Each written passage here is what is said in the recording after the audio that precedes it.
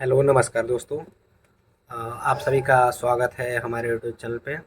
जैसा कि आप सभी लोग जानते हैं कि हम लोग rich dad poor dad book पढ़ रहे थे, जो कि रॉबर्ट कियोसाकी द्वारा लिखा गया है।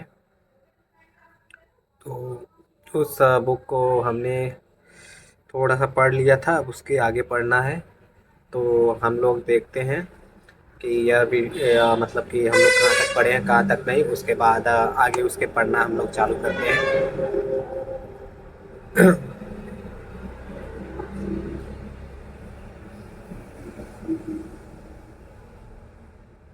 हाँ यार, समस्या यह थी कि तब हवाई में एयर कंडीशनिंग का ज़्यादा चलन नहीं था और गर्मी के कारण स्टोर के दरवाजे बंद नहीं रहते थे। सड़क और पार्किंग की तरफ वाले स्टोर के दरवाजे खुले रहते थे।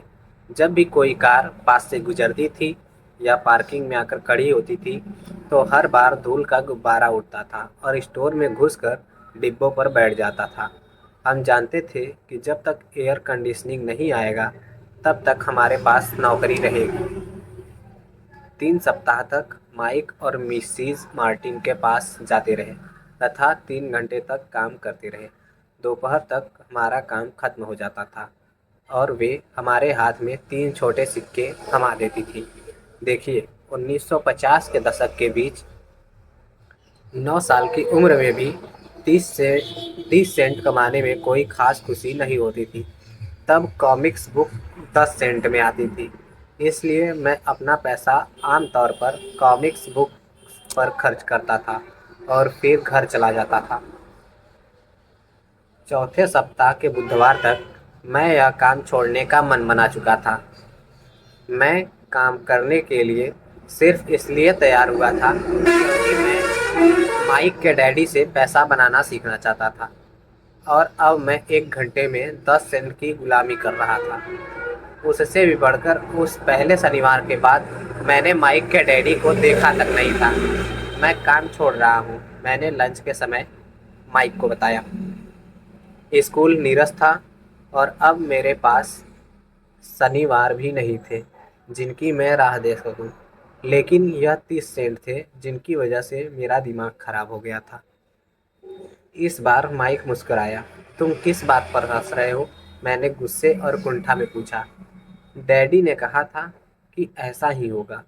उन्होंने कहा था कि जब तुम छोड़ने का फैसला कर लो, तब वे तुमसे मिलना चाहेंगे। क्या? मैंने आवेश में कहा। वे इंतज़ार कर रहे थे कि मैं इससे ऊब जाऊं। कुछ कुछ, माइक बोला। डैडी अलग तरह के हैं। वे तुम्हारे डैडी की तरह नहीं सिखाते हैं। तुम्हारे मम्मी डैडी बहुत बोलते हैं, मेरे डैडी शांत हैं और कम बोलते हैं। इसलिए तुम इस शनिवार तक इंतज़ार कर लो, मैं उन्हें बता दूंगा कि तुम काम छोड़ने का फैसला कर चुके हो। तुम्हारा मतलब है मेरे साथ नाटक खेला गया है? नहीं, दरअसल नहीं, लेकिन शायद हो भी सकता हो। डैडी शनिवार को बता देंगे। अब शनिवार का वक्त आ जाता है। मैं माइक के डैडी का सामना करने को तैयार था। मेरे असल डैडी भी उन पर नाराज़ थे।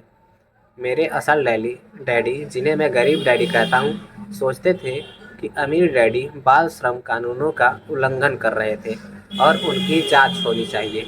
मेरे शिक्षित गरीब डैडी ने मुझसे वह मांगने को कहा जिसका मैं हकदार था, कम से कम 25 सेंट प्रति घंटा। गरीब डैडी ने मुझसे कहा कि अगर मेरी तनख्वाह नहीं बढ़ती है तो मुझे तुरंत नौकरी छोड़ देनी चाहिए।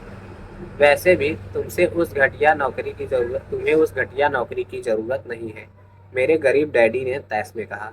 शनिवार की सुबह 8 बजे मैं माइक के घर पहुंचा और दरवाज़ा माइक के डैडी ने ही खोला। बैठ जाओ और कतार में इंतज़ार करो, उन्होंने मेरे दाखिल होते समय कहा। फिर वे मुड़े और बेडरूम के पास बने अपने छोटे ऑफिस में गायब हो गए। तो दोस्तों, आज के लिए ये वीडियो इतना ही रहने देते हैं। अब आगे का जो पार्ट है वो हम लोग किसी नेक्स्ट वीडियो में पढ़ेंगे, देखेंगे, समझेंगे। अ, तो आज की वीडियो यहीं तक रहने देते हैं। तो आप लोग चैनल को लाइक और सब्सक्राइब ज़रूर कीजिएगा अगर आपको यह वीडियो पसंद आ रही हो तो। तब तक के लिए धन्यवाद। जय हिंद, जय भारत।